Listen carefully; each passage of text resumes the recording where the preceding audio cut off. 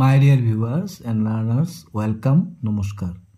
Class 3 গণিত part 8 হৰণ ইয়াৰ আগৰ ভিডিঅ'ত পাৰ্ট 7 লৈকে বুজোৱা হৈছিল। ইয়াত দিছে মাঘ বিহু উপলক্ষে নিতুলা আৰু নিভাহঁতৰ ঘৰৰ সকলো সদস্যই লগে ভাগে বিভিন্ন ধৰণৰ লাড়ু আৰু পিঠা তৈয়াৰ কৰিছে। তলৰ ছবিখন চাই কি পিঠা আৰু লাড়ু তৈয়াৰ কৰিছে কোৱাচোন, কি লৈছে। মৰমৰ ছাত্ৰ ছাত্ৰীসকল, তোমালোকে এইবিলাক চাই নিজে ক'বলৈ যত্ন কৰা। চুঙা পিঠা আছে, তেল পিঠা আছে, কি পিঠা আছে চোৱাচোন। তোমালোকে নামবিলাক নিশ্চয় জানা। এতিয়া চাওঁ, ঠিক সেই সময়ত নিভাৰ লগৰীয়া জ্যোতি আৰু ৰিহান তেওঁলোকে ঘৰলৈ আহিল। নিভাই তেওঁলোকক খাবলৈ দিয়াৰ বাবে ছখন পিঠা দিলে আনিলে। নিভাই ছখন পিঠা দুখন থালত সমানে কেনেকৈ থৈছে আহচোন। দুখন থালত যদি আমি থালত থওঁ তেনেহ'লে কেইটা পৰিব? তিনিটা।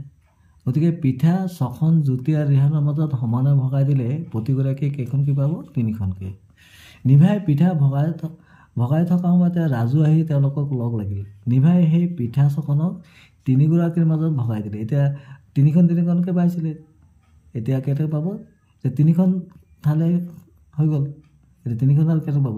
দুখনকৈ পাব। এতিয়া 3খন থালৰ প্ৰতিখনতে কেইখনকৈ পিঠা আছে? দুখনকৈ পিঠা থাকিব। এইবাৰ মাকে নিতুলক লাড়ুবোৰ থালত সজাই থ'বলৈ ক'লে। নিতুলে 18টা লাড়ু দুখন থালত সমানে থ'লে প্ৰতিখনত কিমানটাকৈ লাড়ু থাকিব কোৱাচোন। 18টা আছিলে, তো 9টাকৈ পৰিব। 1 2 3 4 5 6 7 8 9 9টাকৈ পৰিব। দুখন থালত প্ৰতিখনতে কেইটাকৈ থাকিব লাড়ু? 9টাকৈ। যদি নিতুলে লাড়ুকেইটা 3খন থালত সমানে থ'ব বিচাৰে তেন্তে প্ৰতিখনত কিমানটাকৈ থাকিব ভগাই কোৱাচোন। যদি 3খন হয় তেনে কেইটাকৈ থাকিব? 3খন থালত প্ৰতিখনতে কেইটাকৈ থাকিব? 6টাকৈ লাড়ু থাকিব। তোমালোকে 6টা অংকন কৰি দিবা। 18টা লাড়ু 6খন থালত সমানে থ'লে প্ৰতিখনতে 6খন থালত থ'লে কি হ'ব? 3টাকৈ পাব। 3টাকৈ লাড়ু থাকিব। আৰু 18টা লাড়ু 9খন থালত সমানে থ'লে কেনেকৈ? প্ৰতিখনতে 2টাকৈ থাকিব, হয় নাই?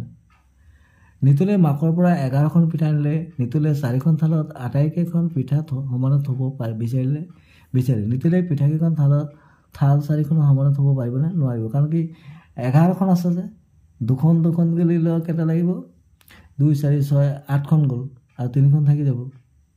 যদি নোৱাৰে আৰু কেইখন পিঠা আনিলে 4খন থালতে সমানে থ'ব পাৰিব? 11খন আছে তো, যদি 3খনকৈ 3 3 6 3 9 3 12, তাৰমানে 11খন আছে আৰু এখন লাগিব। এখন পিঠা হ'লে হৈ যাব, 12টা হৈ যাব। ইয়াত দিছে তলত দিয়া বস্তুসমূহৰ নিৰ্দেশ অনুসৰি গোট সাজি গোটৰ সংখ্যা খালী ঘৰত লিখোৱা। ইয়াত মুঠ সংখ্যা দিছে, প্ৰতিটো গোটত থাকিব, এইটো গোট হ'ব। ইয়াত কেইটা আছিলে? 16টা। তো প্ৰতিটো গোটত কেইটাকৈ আছে? 2টাকৈ। তো গোট কেইটা আছে? 8টা। 1 2 3 4 5 6 7 8। এতিয়া 12টা আছে ইয়াত। এতিয়া প্ৰতিটো গোটত কেইটা থাকিব? 4টাকৈ থাকিলে কেইটা হ'ব? এনেকৈ 4টা ভগাই দিবা, এইটো 4টা, আকৌ ইয়াতো 4টা।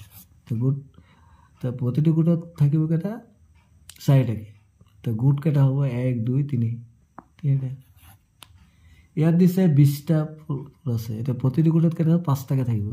তো 5টাকৈ থাকিলে এনেকৈ গ'ল 5টা, এইটো আকৌ 5টা, ইয়াত আকৌ এইদৰে 5টা, এইদৰে 5টা। তো কেইটা থাকিব? 4টা। ইয়াত আছে 20টা আপেল, প্ৰতিটো 10টাকৈ থাকিব। এইটো একদম উজু কথা। 10টা ভাগ কৰি দিলে কিমান হ'ব? ইয়াৰ পৰালৈকে 10টা, ইয়াৰ পৰালৈকে 10টা। তো 2টা থাকিলে 2টা গোট হ'ব। 10 10 20। ইয়াত দিছে 25টা মাৰ্বলৰ পৰা 5টাকৈ মাৰ্বল লৈ গোট কৰিলে কেইটা গোট হ'ব? 25টা মাৰ্বল আছিলে, 5টাকৈ গোট হ'ব, 5টাই হ'ব। 5 5 25, ইয়াত 5 হ'ব। প্ৰতিটো গোটত 6ডালকৈ পেঞ্চিল লৈ মুঠ 6টা গোট কৰিলে কেইডাল পেঞ্চিল হ'ব? 36টা। 3 2 6 36ডাল। এতিয়া নিতুল সকলোৰে মাজত তেলপিঠা ভগালে। 18খন তেলপিঠা 6গৰাকীৰ মাজত সমানে কেনে হ'লে? 18খন আছিলে তো 6গৰাকী আছিলে, তো কিমান হ'ব? 3টাকৈ পাব। কেইটাকৈ পাব? 3টাকৈ। ইয়াত প্ৰথমে 6গৰাকীৰ প্ৰতিখনে এটাকৈ দিলে, তাৰপিছত 18ৰ পৰা 6 গ'লে 12 থাকিলে, তাৰপিছত আৰু এটাকৈ দিলে, আকৌ 6 কমিলে, 6 থাকিলে, আৰু এটাকৈ দিলে, তেতিয়া 0 হৈ গ'ল, মানে আৰু নাই। তেনেহ'লে কেইটাকৈ পৰিলে? 3টাকৈ। এইটো কৈছে। তাৰমানে এইটো কি বুলি কয়? হৰণ কৰা কয়। মানে 18ক আমি 6ৰে হৰণ কৰিলে কিমান হ'ল? 3।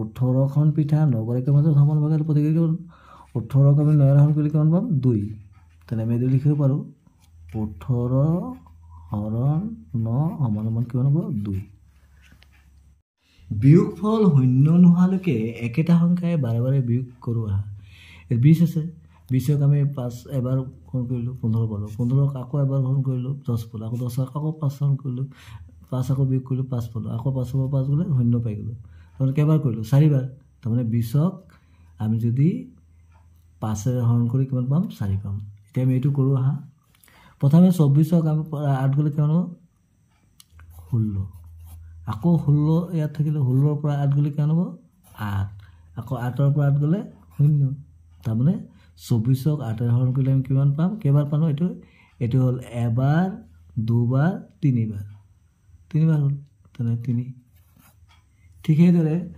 28ৰ পৰা 7 গ'লে কিমান হ'ব 21 আকৌ 21ৰ পৰা যদি আমি 7 বিয়োগ কৰোঁ কিমান পাম 14ৰ পৰা যদি আমি 7 বিয়োগ কৰোঁ পাম 7ৰ পৰা 7 বিয়োগ কৰিলে 0 যেতিয়ালৈকে 0 হ'ব কেইবাৰ পালোঁ এইটো এবাৰ দুবাৰ তিনিবাৰ 4বাৰ তাৰমানে 28ক 7ৰে হৰণ কৰিলে কিমান পাম আমি 4 এতিয়া আমি 24ৰ পৰা কেইবাৰ বিয়োগ কৰিছিলোঁ 3বাৰ আৰু ইয়াত 28ৰ পৰা 7 কেইবাৰ বিয়োগ কৰিছিলোঁ 4বাৰ এইটো হৈছে বাৰে বাৰে বিয়োগ কৰি হৰণ কৰোঁ আহা যেনেকৈ 10ক আমি 2ৰে হৰণ কৰিব লাগিব 10ৰ পৰা প্ৰথমে আমি 2 বিয়োগ কৰিম এবাৰ আকৌ বিয়োগ কৰিলোঁ দুবাৰ আকৌ বিয়োগ কৰিলোঁ 3বাৰ আকৌ বিয়োগ কৰিলোঁ 4বাৰ আকৌ বিয়োগ কৰিলোঁ 5বাৰ যেতিয়ালৈকে আমি শূন্য নাপাওঁ তাৰমানে 10ক 2ৰে হৰণ কৰিলে কিমান হ'ব 5 এতিয়া 12ক আমি 3ৰে হৰণ কৰিব লাগিব এইদৰে তো আমি কি কৰিম প্ৰথমে 12 লিখিম 12ৰ পৰা আমি 3 বিয়োগ কৰিম কিমান হ'ব 9ৰ পৰা আকৌ 3 বিয়োগ কৰিম হ'ব 6ৰ পৰা আকৌ 3 বিয়োগ কৰিম হ'ব 3ৰ পৰা আকৌ 3 বিয়োগ কৰিম তেতিয়া 0 পাই গ'লোঁ তাৰমানে কেইবাৰ হ'ল এবাৰ দুবাৰ তিনিবাৰ 4বাৰ